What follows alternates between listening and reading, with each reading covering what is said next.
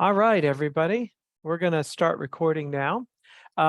Thank you all very much for joining us for the first UniSQ Alumni Book Club discussion of 2023. My name is Ken Gideon. I'm the Director of Alumni at the University of Southern Queensland.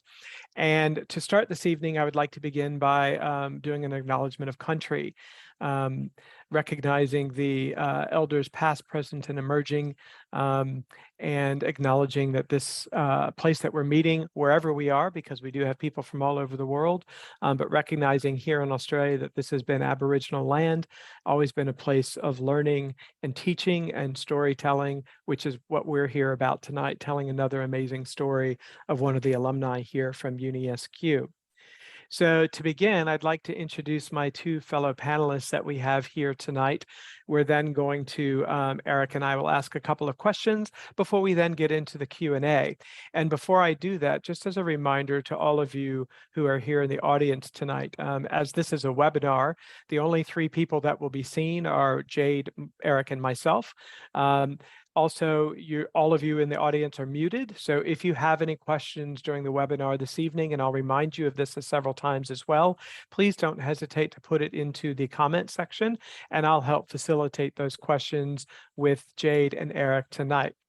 So without further ado, let me introduce my two esteemed panelists. First and foremost, we have Eric Fine, who is a faculty member here at the University of Southern Queensland, and I'll ask him to introduce himself in just a moment. But before we do that, I want to welcome the guest speaker here tonight. The reason we're all here to welcome UniSQ alumnus Jade Edmistone, who is the author of tonight's book that all of you, there we go. Fish Out of Water by Jade. So Jade, thank you so much for being here and welcome. Thank you. Would you like to introduce yourself quickly, Eric, and then I'll let you ask the first of those four questions and you and I can rotate. Yeah, sure, that's fine. Thank you, Ken. So I work in the School of Psychology and Wellbeing, and my area of research and teaching is around topics related to occupations and careers and sort of progress through the lifespan and all of these things. So in particular, what motivates people to accomplish career choices, achievements, and particularly, I've always been interested in high performance, sustained performance over time. And so Jade, of course, is a fantastic example of that. And we hit it off quite well. We met at another function for the uni, and we talked a bit about her career path and then how she has sort of reinvented a second career or multiple careers after her swimming career, which I thought was just fascinating, and it showed a lot of personal resilience and development. So just the kind of things that I've really enjoyed studying over the years. So I teach courses in work psychology, occupational health related topics, and I do research in those areas as well for the year. And Eric, do you want to ask that first of the four questions we've got? So folks, just so that you know what we're doing here is we're going to just do a quick warm up to help you all get to know Jade a little bit more before we actually start talking about the book. So Eric, over to you for the first one. Right. I guess, Ken, I may not have these in the exact order. That's okay. Ask one and I have them. So you ask one and then I'll go from there. I think, as I recall, one of the major points we were trying to get to was what got you started in this journey that has been such a remarkable thing for you, Jane? So was that the journey of writing a book, Eric? I guess what brought you to this moment? So we could think about the journey as a very long one. I know you started swimming as a little girl, and we're very proud to carry the flag for Australia. And through that entire time, you had something inside you that sustained you. And then you continued that journey after you stopped professional swimming, although I know you're still involved in the sport as a coach and a developer of programs. But I guess, what is it inside you that has caused that sort of consistency or that sort of achievement over time? Because that's really quite remarkable. Yeah, that's a really good question. During my swimming career, it was the desire to be the best that I could be. And as you start to get you know, through the levels of you starting through school, and then you go to your district and your region at the states and the nationals. You start to get a little bit closer to those higher levels. It was just that, you know, I just always wanted to be faster. I always wanted to push myself and see what was possible. And that drove me through, you know, my swimming career. And, you know, it's taken, well, I don't know what other people's journeys are like, but I certainly feel like it's taken me longer than normal to find a new path since I finished swimming, and to find that same desire and drive to keep progressing.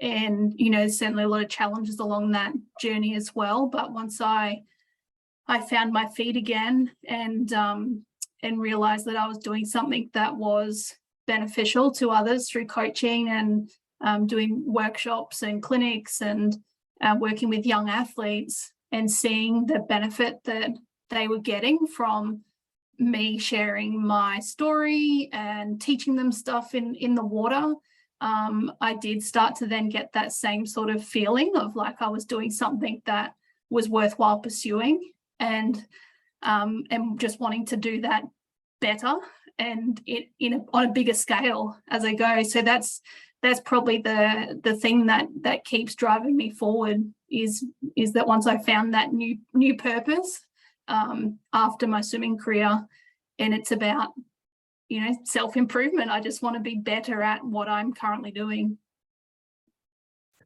Thank you for that, Jade. And I'll backtrack a little bit more just to ask some of those initial questions. Sorry about that. So who is your favorite author? I struggled with this one, Ken, because I really don't have a favorite author, but I definitely have a favorite genre of book. Yep. And I'm not a big fan of things that aren't real. So everything that I read is based on true stories. And the genre that I really latch onto is anything in that personal development and learning and growth. You know, anything in that category that I'm going to learn something from for like exactly what I just spoke about, for myself improving in what I'm doing. I love reading anything in that genre. Well, having said that, the natural follow-up question, what was the last book you read? The last book I finished reading, it was an audiobook, actually. I have gravitated towards audiobooks as I do my morning walks. And the last one I finished was Atlas of the Heart by Brené Brown, which is, and she's an amazing author. Terrific. Thank you for that. Two more quick questions. Eric, do you want me to continue with the get to know you questions, or do you have those? Whoop, you're not coming through yet.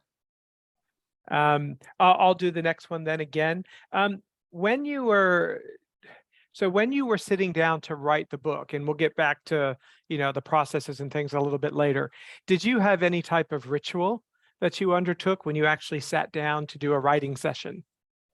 I don't recall any rituals as such, but I definitely recall needing to be in that creative space. And there was certainly times where that wasn't the case. And, you know, I sit down and trying to force something to come out when it's just not there. So anything that I guess cleared my mind, and anytime I felt like I was getting a bit blocked and not free in that creative space, I would just try and create that by going for a long walk, having a long shower often was helpful, going for a swim, massage. I love getting massage, anything that was sort of relaxing. And I always found that no matter how, you know, blocked or sort of at an end point that I felt, I just needed to do more of those things. And eventually, you know, that's where those moments open up and your mind gets all those ideas, and then you sit down and it just free flows. So yeah, it was the learning not to force it when it wasn't natural, and doing those things to try and, get back into that creative mind space. And with that, and I love your answer, but I also think that you might have answered the other question. So if you I did, just did. feel free to say so, because for everyone else, I was going to ask you, particularly given the topic of the book and everything that you've been through on your journey that's still continuing to this day, are there any particular activities that you've learned in particular that you really use to help you de-stress or particularly help in that mental health journey? So you've named a few, but was there anything else from that you wanted to add? Yeah, they are the main things for sure that I do when I'm feeling a bit stressed or overwhelmed. The one thing that I probably didn't cover in my last answer was watching really mindless television shows, the shows that I've watched over and over again, every episode a million times. I just pop it on because I've seen it so much. I don't even have to necessarily watch it. It might just be on in the background. It's what I put on when I can't sleep. Just pop my earphone in and close my eyes and just listen to television shows like Friends, Will and Grace, How I Met Your Mother, just funny, easy to watch TV. Some of my absolute favorite shows that you were just talking about there. So that's really good to hear. I know Eric is still here. He had just turned his video off. So I'm going to go right into the first question from my perspective. And the first one I want to ask before we actually get and dive really deep into the book, for those people who might be aspiring writers or who are writers and are looking to publish. I loved our very first conversation you and I had about a little over a year and a half ago when we were talking about, how did you come about this? And one of the most amazing things I've ever heard someone talk about, and I've met many, many, many authors. I love how you said to me, you didn't even know how to write a book, and you actually Googled how many pages need to be in a book. So do you mind talking all of us through here in the audience, how did you go about this process from having no clue how to write a book or why you were going to write a book to where we got to today and how you came up with this amazing book that was as long as it is? Yeah, so I feel like I did want to write a book for some time, particularly after I finished swimming. And to be honest, I didn't feel as though what I achieved, even though I achieved, some great things in the sport, it was nothing in comparison to the best swimmers that our country has seen. And to me, that didn't warrant a book. So I didn't really feel like I had a story to share at that point. And it wasn't until I went through all the mental health challenges and started to make my way back out of that it came to me that I now had a story to write about. And I had no idea how to write a book. So I did Google a lot. I met up with a friend that I knew had written a book and asked, how they went about it, and got some advice. And the first bit of advice that I got was to map it out in terms of, each chapter and what you would put in each of those chapters. So I sat down and did that. And, I sort of thought that I'd mapped it, I think it was about 13 chapters or so, and I'd mapped out, what I would put in each of these chapters. And everything was good. It all made sense. I'm like, okay, right, now I'll start writing. So I started writing, in my Word doc and finished everything that I'd mapped out in 2 chapters. And I was a bit stuck at that point because I was like, oh my gosh, now what am I going to do? And then I got the idea that I needed obviously some more content. And so I interviewed a whole heap of athletes and got their perspectives on transition and created more chapters around that. And that's how the book, unfolded. The first 2 chapters is my story because that's all I could write. I'm not a fluffy person. I'm very direct to the point. And, I probably could have fluffed out those 2 chapters and filled a whole book, but I just felt like I'd already said exactly what I wanted to say about me. and I wanted other people's opinions. So there's a whole lot of other athletes involved in the process. And that kind of filled out the number of chapters that I had planned. And then it just felt like it wasn't big enough, like it wasn't enough words. So I was Googling how many words constitutes a book. And even, you know, sort of the thought of, or if I make my book really small, so it's no longer an A5 book, maybe it's an A6 or something really small but thick, so that it looks more like a book rather than a booklet. So they're the sorts of things that I literally had to Google those questions because I had no idea. It was an interesting process. I learned a lot. Well, one follow-up question before I then turn it over to Eric to really start getting into the meat of the book, because again, following on, you know, again from our conversation, you then talked about how you decided to self-publish. Yeah. And I know that's one of the big things that talking to the folks in our humanities and communications department, where the creative writing area sits, they actually talk to a lot of aspiring writers about that, the challenges and benefits of self-publishing versus going through a publishing company. So do you mind just briefly talking about, you know, you talked about how you were going to do it and why you were going to do it.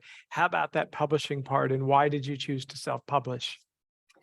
I think I chose it because that was it just made sense to do it myself. You know, I'd written it myself. It wasn't like anyone approached me to write a book. You know, I'm not connected to any publishers or anything like that. So I just thought it was a no-brainer to publish it myself, and did a lot of Googling about how you do that. And then in terms of the printing of it, I had not long before I wrote a book created a swim training product, and I was getting that manufactured overseas. And so I kind of dabbled in the, you know, the overseas market and understood a little bit about importing and exporting. And so I got some prices for printing the book here in Australia, and then reached out overseas and you know, was able to sort of compare and whatnot. That also, you know, opened my eyes a lot to having to learn about the different types of paper and gloss finish and matte finish and all the thicknesses of what would the cover be and the type of binding and all of that I had no clue about any of it. So I'm going to Officeworks and I'm looking at the different papers and feeling them as to what they all mean. So it's quite funny actually when you think about it now. But yeah, I ended up you know, finding the best price I could for having them printed and shipped to my door, and next minute I had, you know, a heap of boxes at my front door. Wow, that's amazing. Thanks for that. Eric, I'll turn it over to you for the next question, if that's all right. Just trying to unmute here. Hopefully that's a little bit better. Yeah, I think it is a little bit better. Okay, great. Thank you. Jade, one of the questions that I was interested in when you were putting the book together, I know that you were trying to come up with sort of a narrative structure, and you talked quite a bit about your history of training, and then you talked about your experience in transition as well in the book. I'm wondering what other kinds of pieces of structure were there to guide you as you were putting the book together? Nothing. That was it. I mean, I had mapped out my story in particular, I mapped out in two parts. It was the part of my life up until I retired from sport, and then the part of my life post that. And originally I had sort of mapped each of those sections out to be a lot longer than 2 chapters that it ended up. And in doing that, I sort of just put the key points that I was going to cover as I wrote, you know, thinking that each of those would build out and fill the book out. Like I said, it didn't turn out I had much to say about each of those things, and so that's why those 2 chapters ended up only being 2 chapters rather than the 13 originally. I did mention, you know, before that I'm not a fluffy fill the gap person. And one of the people I had a few key people that I showed my book to, obviously, as I was going through the process and to get feedback. And one of those was my grandma, and she's a super smart woman, and I love it a bit. And she read it, and that was her feedback. Her feedback was, oh, I feel like you could talk more about this, and it was all this fluff that she herself thought I should and could add. And when I sat down to do that, it just didn't feel right to me in what I wanted to share. I just wanted to get straight to the point. And I know that's, it is a bit like that when you pick up the book and read it. It does dive straight in, and it just gets right to those points and hits you in the face a little bit. But that's me, and that's how it felt to me as well. Particularly that second chapter, it really hit me in the face, those challenges, what I was going through. So I think the book reflects that. Yeah, that's good, and I think it's doing what it should be doing. There's probably another book that you could write at some point too about other things you've been doing in your life, and the work you're doing in kids sports and other kinds of sports, and the leadership that you're showing there. These are all things that could be parts of other books maybe in the future. But your first book is still out there, and I think a lot of people have read it and they've gained a lot. When people talk to you about the book, do they talk about any particular things brought up in the book or more than others, or do you find there's a wide range of things that people actually bring up? They're probably all very similar comments around just how much it resonated with them.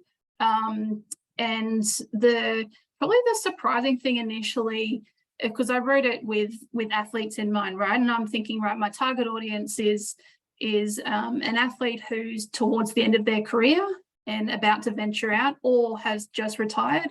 And the second target was parents who have a young athlete coming through the sport, to open their eyes around the sorts of things that their child might face, and in getting some awareness around some things they might actually be able to change right now while their athlete is quite young, to help avoid those things, and the main one being that identity piece. Always talking to them about their sport and their achievements and their training, and not that they're this other person that's doing a whole lot of other stuff as well.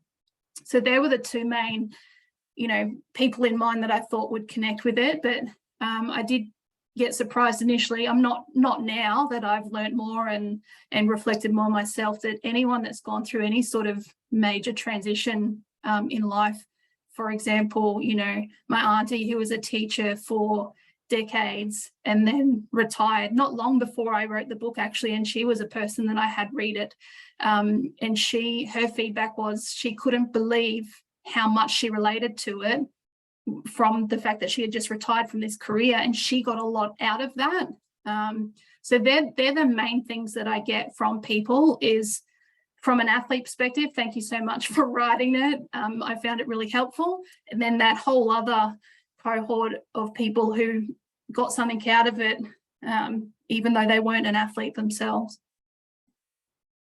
And I'm going to step in here for a moment with this, Jade, because I think there's something in particular, two points. One, Eric was talking about a second book, and from my perspective, which I'll address in a second, about another topic that I think you may have gotten a lot of people relating to, is as an openly gay man myself, when I got to that part of the book, when you were talking about you'd been married, you'd gotten divorced, you had 2 kids, and then all of a sudden you find yourself in a same-sex relationship. And being an openly gay man who often dealt exactly with what you did, all of a sudden society's trying to put you into a neat little box as to who you are and what you are, and trying to define who you are. To me, that could be a whole nother book that you write as well, dealing with those many issues that you dealt there. And again, just to get to my question, one, thank you again for having the courage to talk about that particular portion of your life, because being a part of the community as well, it's not always easy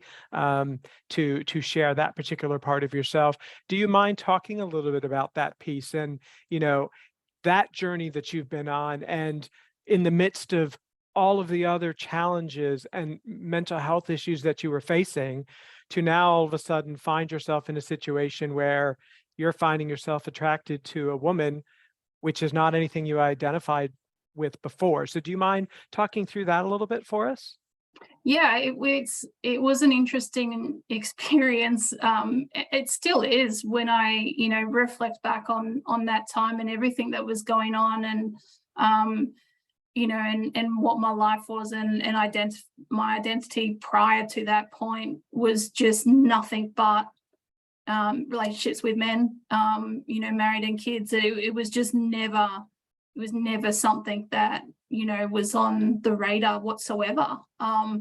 And I think what it did was really teach me that you fall in love with a person regardless of their gender. And I still find it hard, I think, to if I had to put a label on myself, to say, you're a lesbian, or it doesn't feel right to me.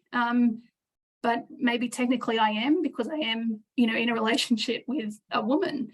But I've never, I have continued, I guess, to struggle to put a definitive label on it. And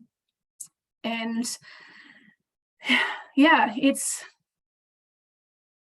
just an interesting part of my life that there's no, it's hard to really understand it, other than, crossing paths with someone who I just connected with like nothing else that I've ever experienced. And it just felt right to pursue that relationship. And it turns out, that's still been the right decision now. And that's, 10 years on. So yeah, it's definitely, challenging part of life. But it just had to go with it. Well, number one, thank you for sharing that. And number two, I'll be 54 this year, and it certainly, I feel that society as a whole, in the 30 years that I've been an adult and dealing with being a member of the LGBTIQA plus community, I find what you've gone through, society has actually started to progress. Whereas when I was a teenager back in the 80s, it wasn't even bisexual back in the time. You were either gay or lesbian, and a lot of people in the bisexual community were shunned because gays said, no, you're just doing that because you haven't come to terms with it. And straight people were saying, oh, you're just trying to experiment. So what you're talking about is certainly something that society has started to come to terms with. And I know my partner and I, we have an adopted son who's now 23. And one of the things he talks about all the time is how fluid it was for him in his generation, that, they're happy to just love whoever it is and not have those labels too. So it's really refreshing to me to be able to see that, you don't feel the need. And I don't think people should have to feel the need to put themselves in that neat little box that society wants to put them in. You can be yourself, and you don't need to label yourself, because that, you're not required to do that. So thank you so much for sharing that particular portion. Eric, back over to you. You've got another question? Well, I was just reflecting on what you were saying.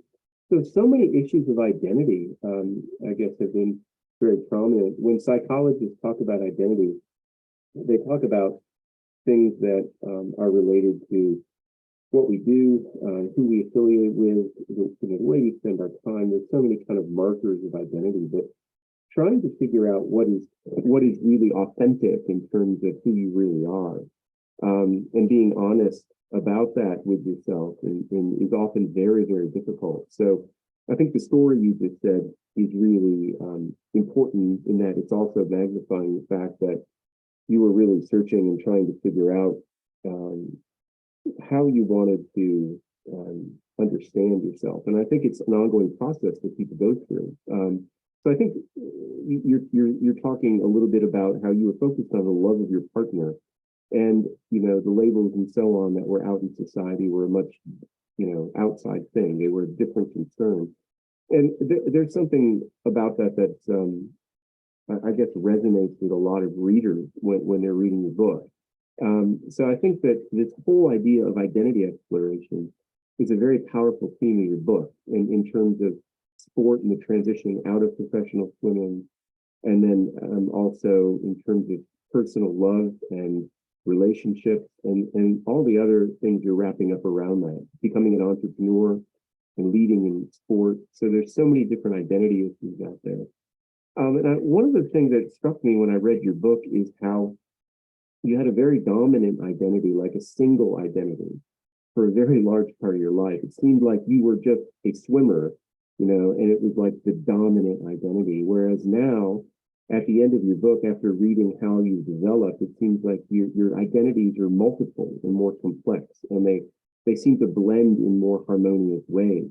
So does that sound like I'm taking a message from the book that is there? Maybe you didn't consciously intend to write it, but it does seem to me that you're presenting a woman with a more complex identity at the end of the book than the woman that started at the beginning of the book. Yeah, 100%. Identity is a huge thing. It's a big issue for athletes. It certainly was for me. Not that I knew it at the time. It was all in, reflection post sport and going through all those things, and the relationship Ken would have played a big part in that. All happened around that same time as well. So it definitely had me, starting to think more and be more aware of the labels that, I had put on myself for all of those years and were no longer there because I had retired swimming, and then, going through this relationship change and, people making comments like, oh, what, so you're a lesbian now? And me thinking, well, yeah, I guess technically, if that's what you need to call me to understand me, but me not really knowing whether that was something that felt right for me either. Labels they're really powerful, and can cause damage, and also they can cause some huge growth and amazing things as well when you get the right ones.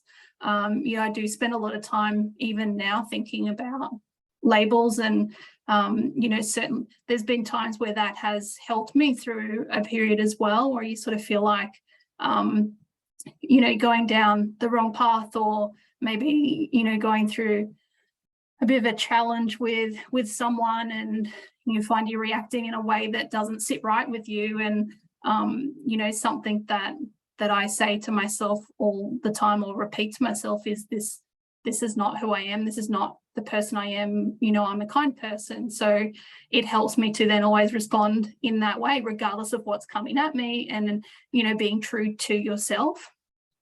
So that's all linked to labels and identity as well. It is a huge part of the book, like you say, Eric, and probably like you said too, Ken, there's definitely another book there on that. Well, Jade, on a similar note, and I know it probably gets a little bit more on the personal side, but being brave enough to talk about mental health, one of the things I think we're all probably hyper aware of is that you highlight in the book many times that mental health doesn't just affect you; it affects all of those around you. And how I don't necessarily want you to go into detail about the kids, but in particular, during that extended period of time where you had your two young daughters and you were finding you had to do what was necessary to help you, did that adversely affect the relationship you had with your kids? Or, how did you come through that and help them understand what you were going through? And those people immediately around you, the adults in particular, were probably very supportive and understanding, but oftentimes children, particularly as young as they were at that time, may not have understood what you were going through. So how did you cope with that? Yeah, definitely would have had an impact. They were very young, particularly when I was in hospital, for on and off for a couple of years in particular. And my girls would have been, do the maths, 5, 4, around that age. So they were, pretty young, but, old enough to know and to ask questions such as, where's mummy? What's wrong with mummy? Those sorts of things. And, it was definitely the adults and supportive people in my life that helped a lot during that period. Obviously, I couldn't have my kids, so you know, my parents were helping out a lot, and they were with their dad as well. It was explained to them that mummy had, you know, had to see the doctor for her head, and even now, you know, we'll go past the hospital where I spent a lot of time, and they will often make a comment and point to that and say, "Oh, mummy, you went there, didn't you, to see the doctor for your head?" So that's sort of as much as they understood it at the time. And the approach with that was always to answer the questions that they asked and allow, you know, rather than give them more than they're ready for or that they can handle, is to judge it by the questions they're asking. So if they were asking why, and, you know, you start at the surface, and if they ask more questions, you give them a little bit more information.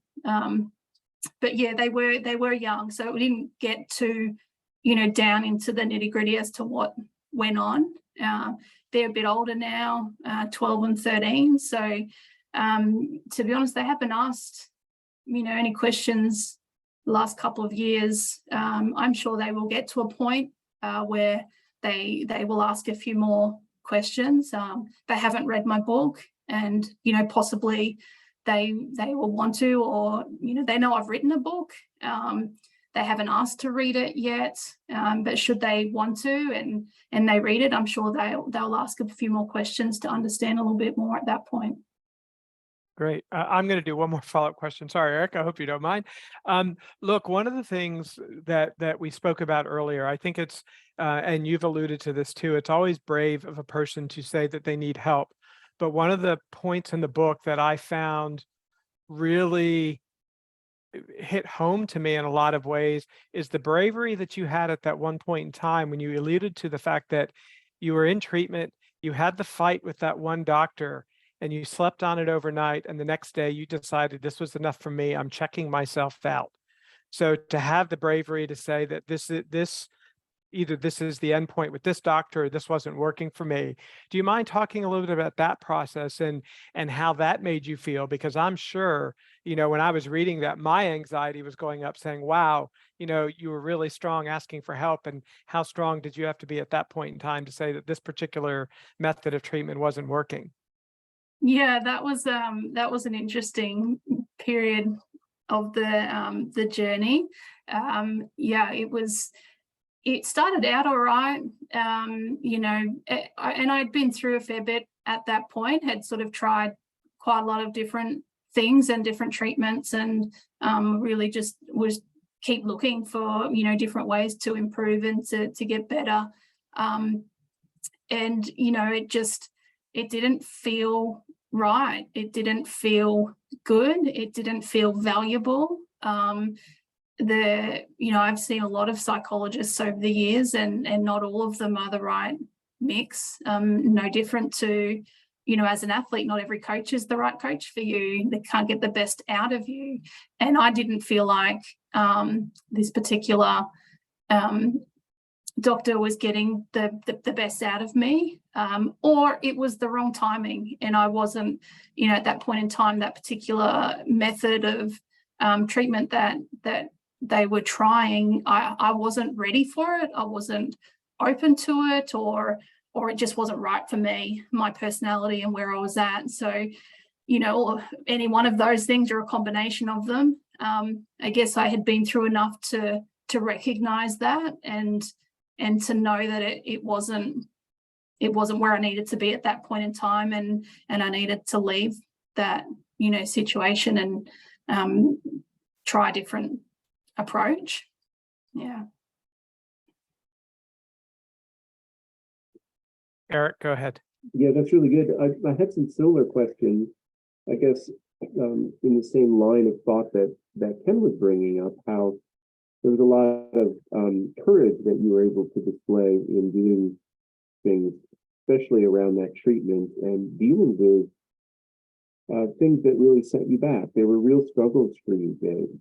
And I wonder if you can maybe think a little bit more about, or I guess this kind of goes back to the question too of another book. If you were to write about how you became much more, I mean, and really grew through this process.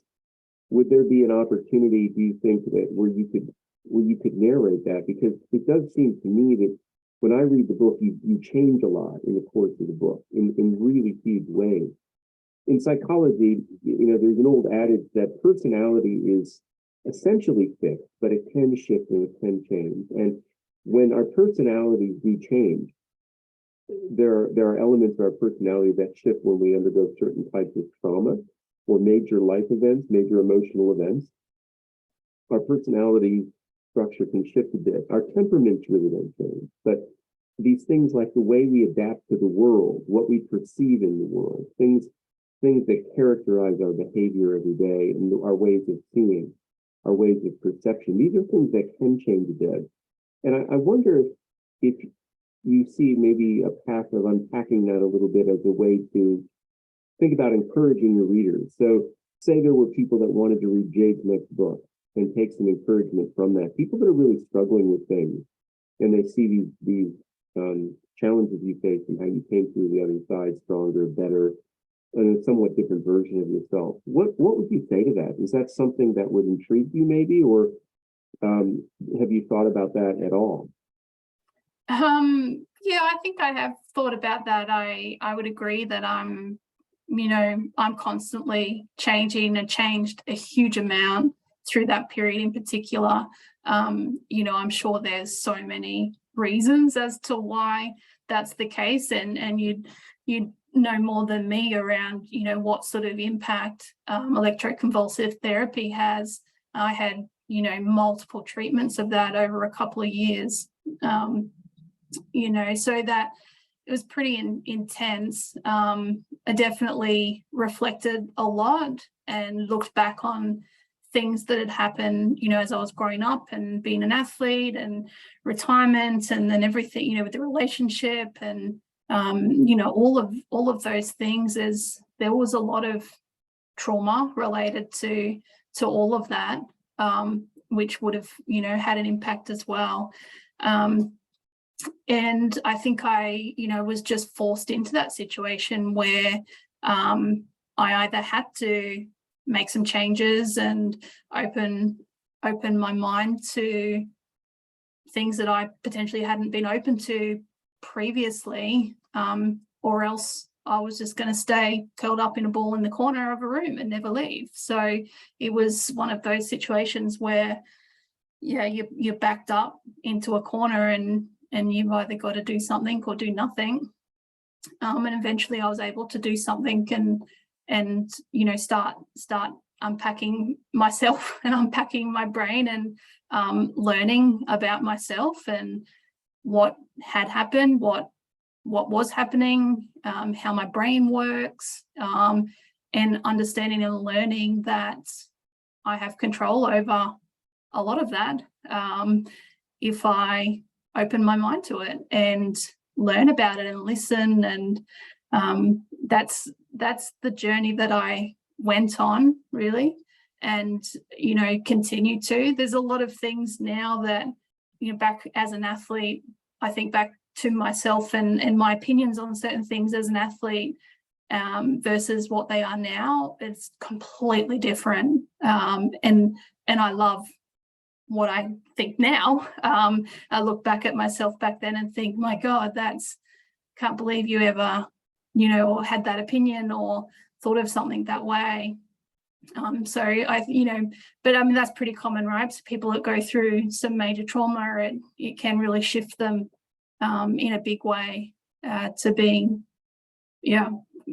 some might say a completely different person. I think that it's, the best way to describe it is more mature, more progressive, growth mindset, all of those things definitely contributed. Jade, almost as a follow-up to that, one of the things you've alluded to in our conversations in here tonight is that one of the impetuses you had to writing the book was, there was little to no support for those athletes or as an individual who are retiring at such a young age, and what the struggles that you went through and moving forward.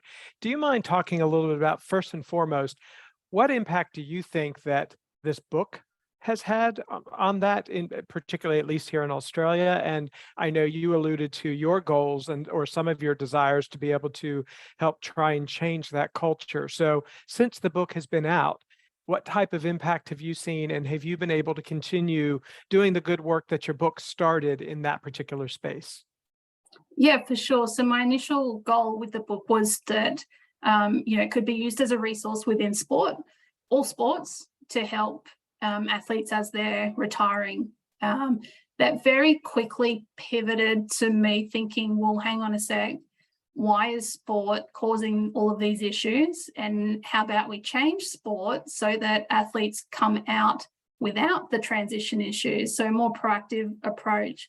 And so I did write a second book. I'm going to call it a booklet. It's not a book. It's a little activity workbook. It's called Grow.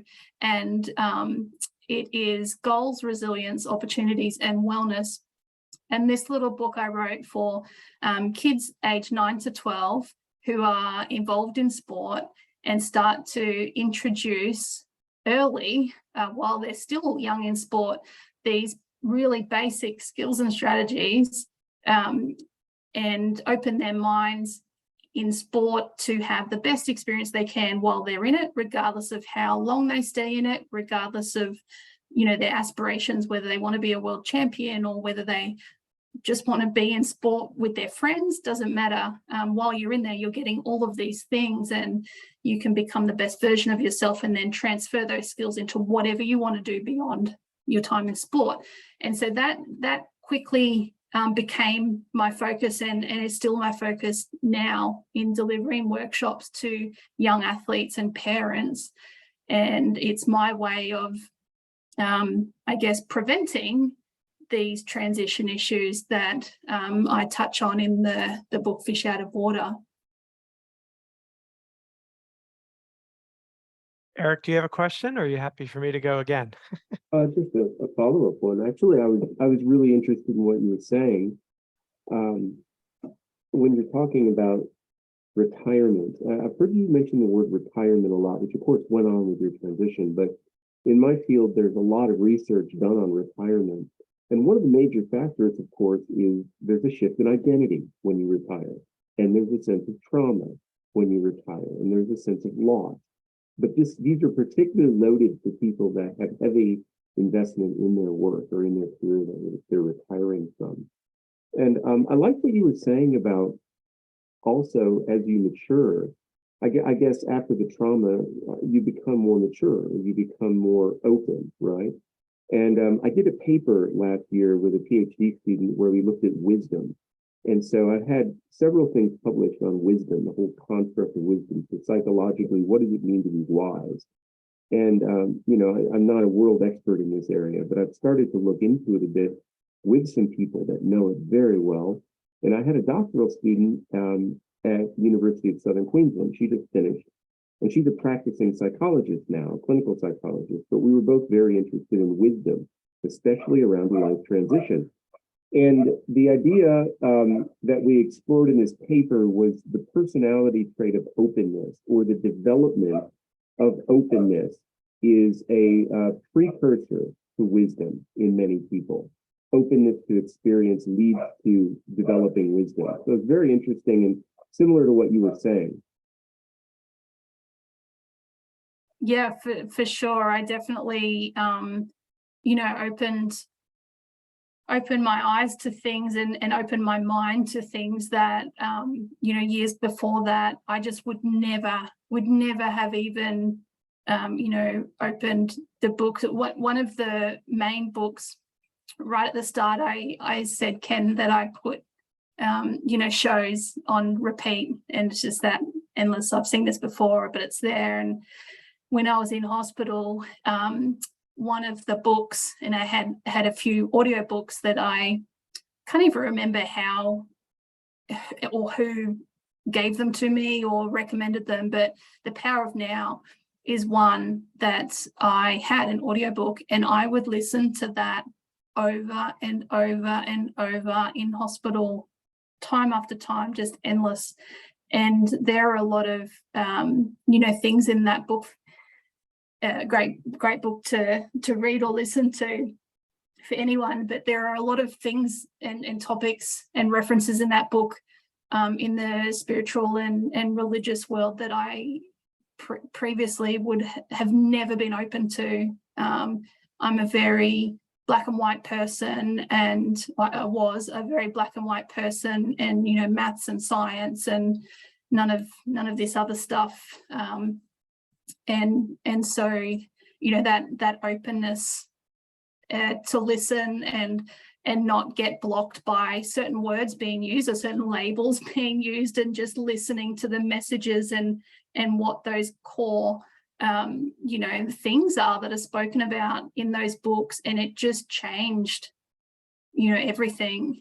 Definitely was the precursor to then exploring other similar books and types of knowledge and written work, and it just really opened my eyes and my mind to a whole new world, and becoming a better person because of it. Thank you for that. Now, just a quick interruption for everyone. So I've had a couple of messages from some of you that I've been told chat has been disabled. So if you do have any questions, we've got about 12 minutes left. So if you have any questions, several of you have emailed me, which is a great way to do it because I am monitoring that in the background, but there is a Q&A box. So don't hesitate to put your questions in the Q&A box. One of the kind of almost one of the wrapping up questions I had, and that's by no means to say we can't ask other questions, but one of the things I loved as a theme continuously throughout the book is you talked about goals. And oftentimes when you didn't have goals, you felt like you were just floundering and weren't sure what to do. And what is the next goal for Jade? I have a few. I always have a few goals on the go, because you get sort of blocked or stuck, or things happen and throw you off course. So I have learnt to have a few things around me, but a few key ones that I am working on at the moment are related to my business. And I mentioned that training product earlier on. I've got an online course that's related to how to use that product and increase your core stability and strength in the water and technique and whatnot. So I'm currently writing the second level of that certification program, so that keeps me pretty busy. I'm still working with athletes and delivering a lot of content to athletes and parents. The parent space is a big one for me. I really want more to be done educating the parents of young athletes in sport. Swimming's my sport, so that's where I target a lot of my work. But I am mindful of creating content that's applicable to all sports, and even school kids in general and parents of kids. So that's what I'm working on at the moment, expanding that little activity book into some more chapters, more workshops, and scaling that program to sit from a 9-year-old on the pathway all the way through to the elite and emerging athletes within sport. So that keeps me busy as well. Fantastic. We have a question from the audience, so I'm going to read you. It's a two-part question. I'll read you the question out loud. So the first one is, do you think that you wrote this book as a self-help development resource because that's the genre you read?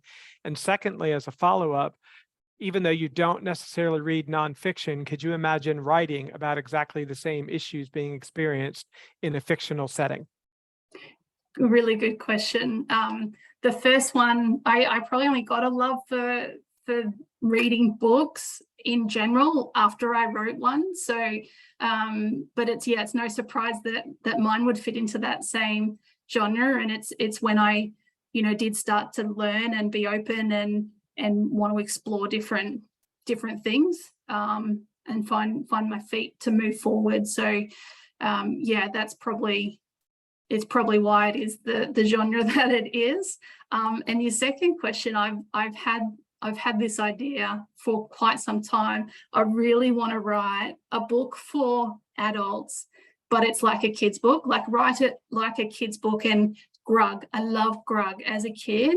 As a little kid, used to have little Grug books, and I just reckon it would be awesome to write a similar type of concept of like a Grug series that are talking about real life issues and for adults to read, but in a humorous way. Yeah, I would love to do that and sort of combine the two, you know, make up story verse, but also have a real message to it. That's fantastic. Now, before we get ready to wrap up then, because we've got about 6 minutes left, are there any lasting thoughts you would like to leave all of us in the audience with, Jade? The forum and floor is yours.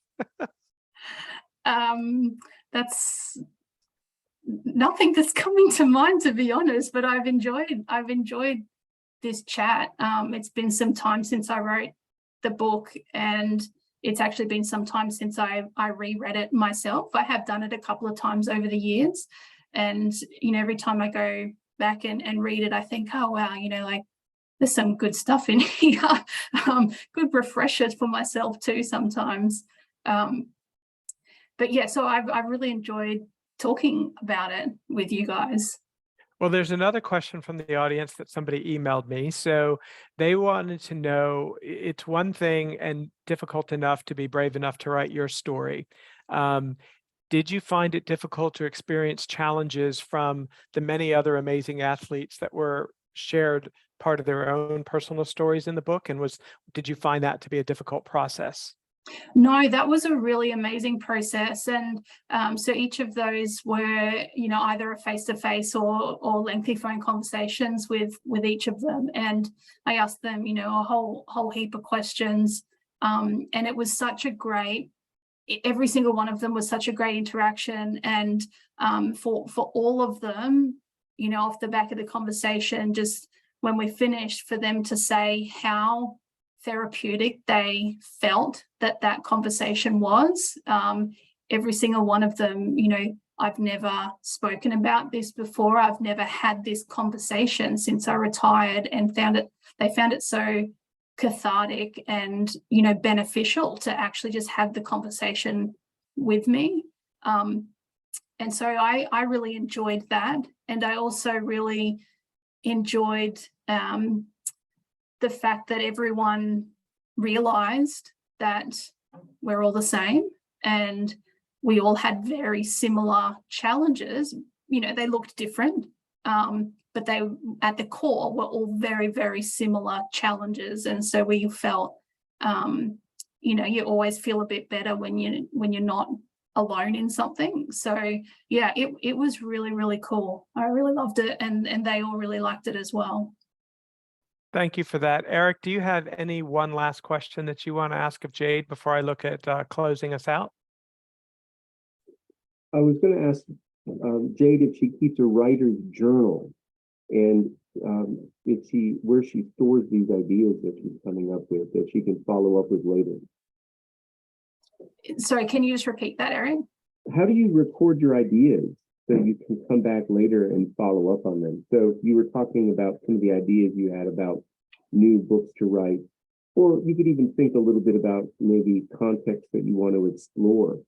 How would you encourage people, if they're feeling creative and they want to do something like you did, how do they record the ideas so they don't just disappear? That's my question. Yeah, I've got lots of lists, lots of lists and lots of notes on my iPad. At the moment, you know, it's changed over the years how I've kept track of that. But my, you know, everything right now is sort of migrated onto my OneDrive, and I've got, you know, different folders with the different sort of projects that it relates to, and there's just a document in each of them that just says ideas, and I'll literally just dot point and brain dump in those relevant folders. And then when I come back to it, I'm out on a walk and I have this brilliant, you know, thing that comes to mind, I just jump on to that file in that OneDrive and open it up and start building it out through there. So that's, you know, with technology these days, it's so easy and everything syncs up, and you don't have to have a pen and paper. If I'm out on a walk, I just open up my phone and jump on in and add the little note. It all keeps track and keeps them all together. So it's super handy. That's awesome. Thanks for that. So Jade, to begin with, or to close us out, on behalf of everyone here today, I just want to thank you once again for being courageous enough to share your story, to write this book, to, help yourself as well as to help so many other people. Because as we all know, this day and age, I think it's people are starting to embrace mental health issues and talk about them a lot more than what's happened in the past. So thank you for being courageous enough to write the book, to share your story with us, to engage in the conversation with everyone that we have here tonight. I want to thank Eric very much for your contributions and being here and helping to share in this discussion. And I want to thank all of you that are here in the audience tonight for sharing for joining us, for sharing your questions, your thoughts and ideas, and for being part of this conversation. So on behalf of everyone, thank you. And I want to wish everyone a really great night and remind you all that everyone who's attended or registered for tonight, I will be sending everyone a link sometime next week. We'll be able to have this, hopefully the recording up on our website so that everyone can go back and see it. And Jade, of course, you'll be able to share this with anyone that you want. So thank you all very, very much for joining us. I hope everyone has an amazing night, and we look forward to talking to you all again soon. Thank you so much. Thank you, Ken. Thanks, Jade.